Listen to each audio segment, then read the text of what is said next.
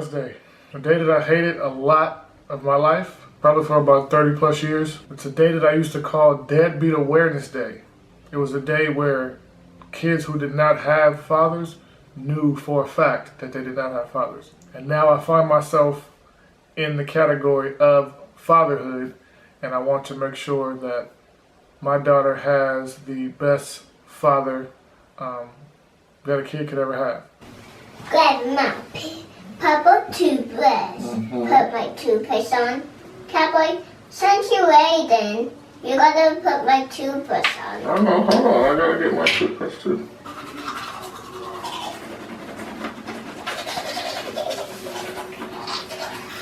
Tell me what you are. Different, wonderfully made. What else? Special. What else? Love. What else? Beautiful. And good job, Mama. My daughter's already probably 10 steps ahead of me and my wife because she has something that neither me nor her mother had growing up. One, that was a father that was in the household, and two, both parents. Neither one of us had that. So now that she does, it's kind of awesome to see. Every morning when she wakes up, I put her through this little routine just to get her used to certain things. So we'll wake up, we'll sit in silence and pray a little bit. We'll get up and brush her teeth, and then we will go and eat, get her something to eat. Sporadically take her to the toilet so that she can get potty trained and things like that. And then we do a little bit of learning. And I just try to beat that into her head so that she understands routine of a daily schedule. We play, we do all kind of things. I just want her to see my face as much as she can so that she'll know growing up that my dad was always there. My goal is to make sure that she always knows that I will never leave, I will always be there. And she doesn't have to worry about that ever in her life. All right, what letter? A. What sound does it make? A. Good job. B. Sound. B. Hey, can you tell me something that starts with letter A? Apple. How about B? Ball. How about C? Cat. How about D? Dog. In Spanish. 1, 2, 3, 4, 5, 7, 6. 6, 7, 8, 9, and 10. There you go, mamas. Yay! I say the color and then you tell me what it is in Spanish. You ready? Green. Verde. Red. Rojo. Blue. Azul. Black. That is like dog in the tunnel, right? Yes, and what is it in Spanish? Negro. Negro. How about white? Blanco. Blanco. How about yellow? Amarillo. Amarillo. How about orange? Bajanga. Naranja. Good try. How about pink?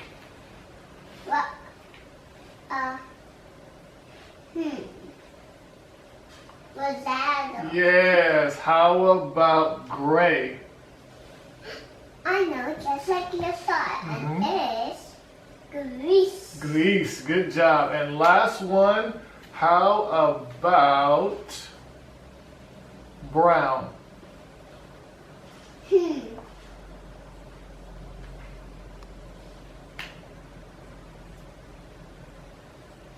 I know what's brown. What's brown? Cafe. Yeah! Good job. Oh, go ahead. You can go play.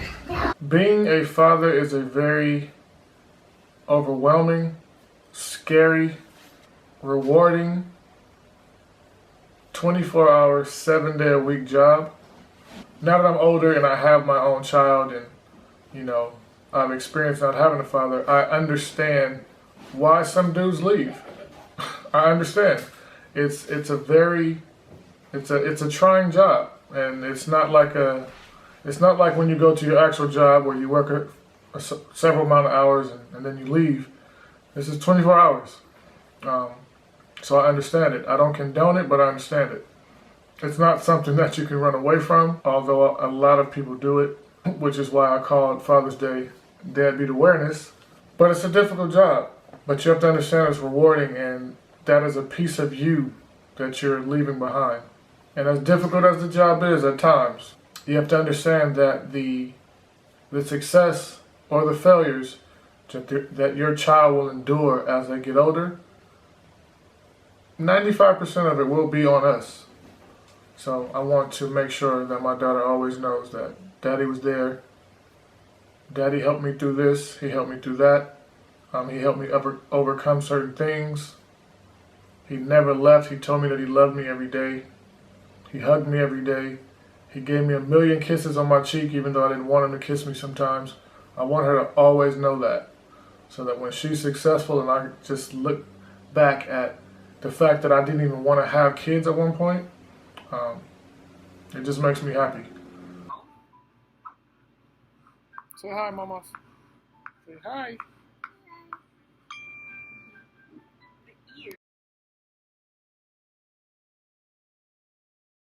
No, I didn't grow up with both parents. I grew up with my mom. She was mom and dad. I'm sure a lot of people out there can relate. My father was into his own thing at the moment. He wasn't ready. And my mom said that he really only wanted one kid, but he ended up with 3. So that caused a lot of conflict in their relationship, which resulted in him leaving. I have a clear vision. I think I was maybe 4 or 5 of me playing in the dirt because I used to make mud pies. And I saw him walk out the house, walk past me, and just left. And I didn't see him after that. He didn't even say bye. And that kind of vision just, stuck in my head. But yeah, no, I did not grow up with both parents. My mom used to always say that Jesus was my father, and I believe that.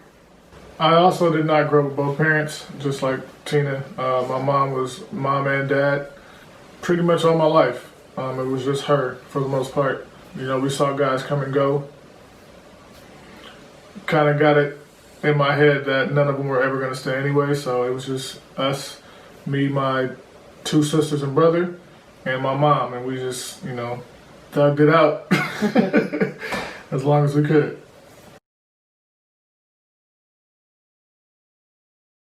It actually made me very hateful.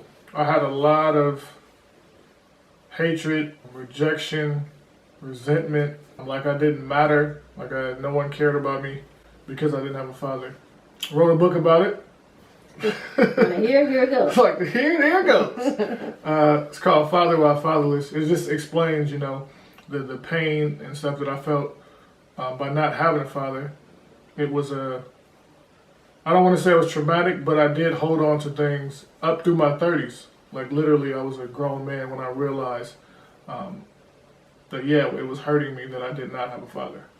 Daddy wasn't there to take me to the fair, to help me do my hair.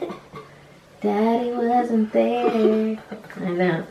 Honestly, growing up without a dad, I don't think I ever had feelings or faced my feelings about that.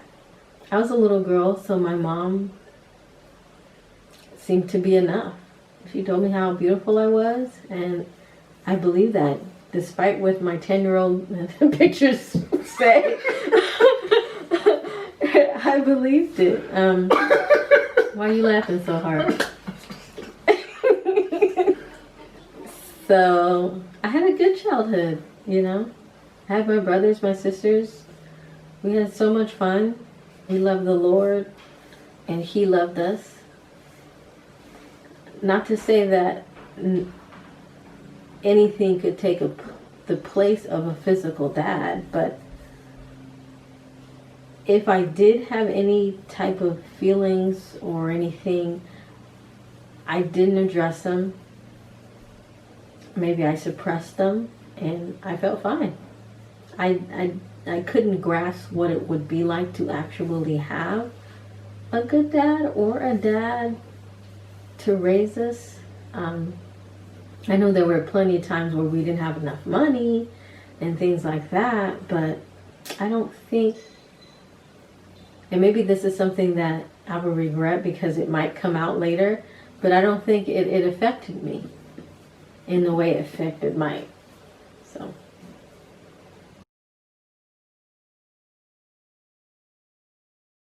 Most definitely. Yes, I definitely had daddy issues, but I suppressed them up until about 33. So it all kind of spilled out. So when I would see kids, interact with their fathers, which was rare where I grew up, you feel a little jealousy come up. Like, man, I wish I had that. There was this one guy that that my mom met. He was probably the one guy that showed me exactly what I wanted in a father. We'd have conversations. He would take me to school. I'd help him clean his car. Just an interaction that I had with him that I never had with another man up until that point. And I always thought about that. It officially dawned on me that I did have daddy issues when I was 33. One of my friends, Corey Saxton, shout out to Corey, we were in church one day, and I was kind of like just scanning the church, because I had just had an encounter with God that I never had. And I look back and I see Corey, he's holding his daughter in his arm, and he's holding his son's hand. And I just kind of broke down. And I was like, that's what I wanted, So at that point I realized that I did have daddy problems or daddy issues. But some good came out of me actually addressing that. So, I don't call Father's Day deadbeat awareness anymore. It's Father's Day. Shout out to all the fathers out there that's been doing it. But yeah, I definitely had daddy issues. Every day is Father's Day. Every day. Mike says I do. I don't think I do. I'm going to say this. When I fully surrendered to the idea or the thought or the lifestyle that Jesus was my dad, I went to him for everything I needed, and I didn't lack that relationship with a physical man, a physical father, because I'm like, I feel satisfied, I feel beautiful, I feel confident, I feel happy. Not to say that I don't have issues. I do have plenty of issues that the Lord I'm giving to the Lord so that He can work it out. But I don't think I ever sat there and said, man, I wish there was a dad in my life. Or I wish I went to the fathers and daughters dance. I never had those thoughts. Being a daughter of a single mom, we had more issues of how we gonna pay the rent, this month. Are we getting everything we wanted for Christmas? Or is there enough food on the table? So there was not really a lot of time to sit and dwell on, oh man, I wish I had a dad. It was more survival. Like we gotta eat, we gotta survive. We gotta do this every day. Somebody's sick, they need, we need to pray for them to get better and things like that. So I didn't have that leisure, that luxury to sit and wish I had a dad. I think the Lord came in and took over that aspect, so that I didn't have to wish and want something that I was never going to have. And that was only because I truly believed that Jesus was my dad, even though I didn't get to see him. He was truly my dad. Anything I want, I'm not going to lie. If I needed something, the Lord would give it to me, provide it to me. Up until college, if I needed jobs, I told him how much I wanted, he would get that for me. Jesus is my daddy.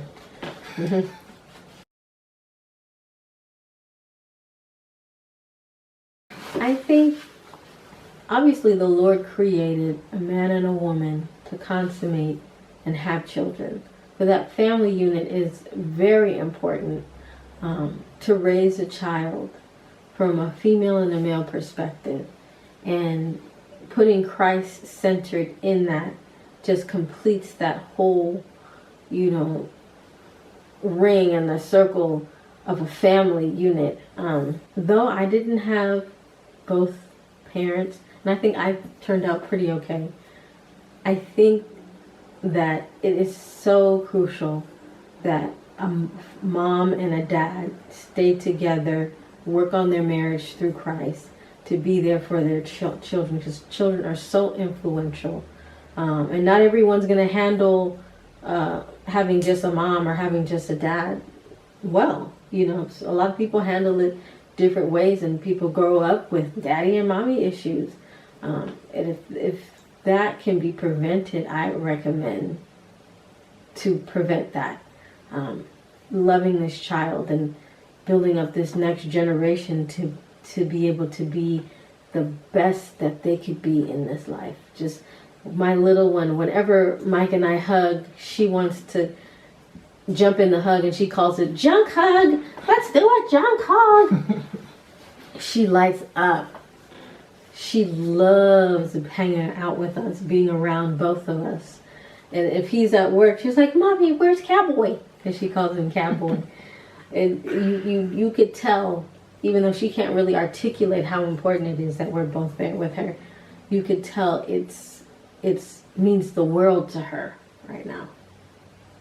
The world to her. So we try with all of our being and with the strength of Christ to be selfless for her. To try to give her what we didn't have. And honestly, she's eaten every bit of it up. I couldn't imagine if we deliberately made the decision not to be together, how she would respond. I don't think it would be healthy. So it's very important for a child to be in their village, to be loved by their parents, because we're the apple of her eye right now. Yeah, I think it's very important.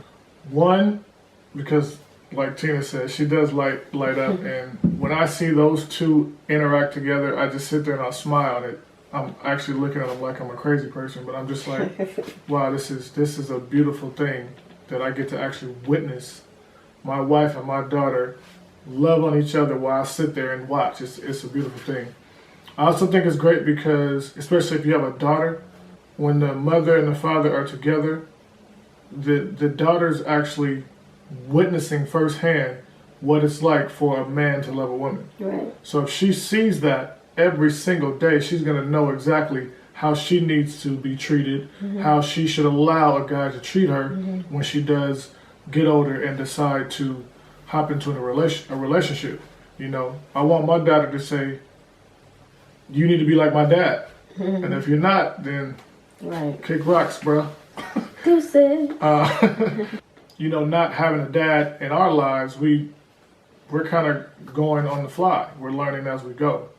But I think if we would have had that example as kids, as teenagers, as young adults, then I think that would have made things a little more, less complicated, I should say. Little less selfish. Though it wasn't the will of God for you to not have a dad, you learned a lot through this experience in how to forgive when someone completely rips your heart out and it's still beating, boom, boom, boom, boom, and throws it to the ground and stomps on it. And then picks it up and puts it back in your chest? And puts it back in your chest. You know what I'm saying? So now you know how to forgive. Like, can't nobody do you nothing. You're going to be like, I forgive you through the love of Christ. Right. So, we're the Wellingtons. We hope our truths help you grow.